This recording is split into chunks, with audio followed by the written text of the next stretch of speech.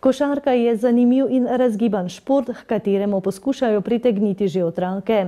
Za učence prvih 3 razredov osnovne šole Olge Meglič so s tem namenom pripravili igrivo košarko.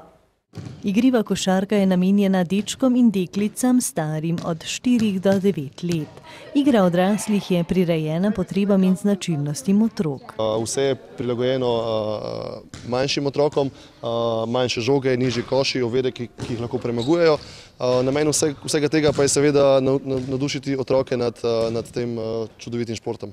Bistvo igrive košarke sta veselje in užitek ob igri. Otrok razvija osnovne gibalne in psihične sposobnosti, socializacijske vezi, pridobiva občutek pripadnosti skupini in razvija občutek kolektivnosti. Predvsem mora pokazati neke osnovne motorične spretnosti. Tukaj gre za preskakovanje ovir, prestopanje, plezanje, sklanjanje, plazenje. Se pravi, da s tem spodbujamo nek razvoj osnovnih motoričnih sposobnosti. Potem pa na koncu, jasno, kot vedno pri košarki je cilj dati koš in tudi zaradi tega so prilagojeni nižji koši, manjše žoge, da lahko praktično vsak otrok zadane koš, je pri tem uspešen in potem dobi še večje veselje za ta šport. Namen igrive košarke je torej, da otroci različnih stopenj znanja in sposobnosti uživajo in se zabavajo.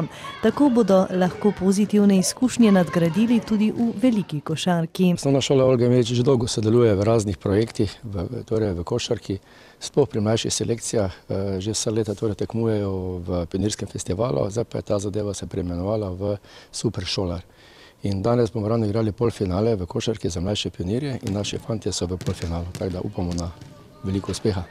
Z mlajšimi selekcijami uspešno delajo tudi v košarkaškem klubu Drava Ptuj, ki je skupaj z osnovno šolo Olge Meglič pripravil predstavitev košarke potencialnim mladim igralcem.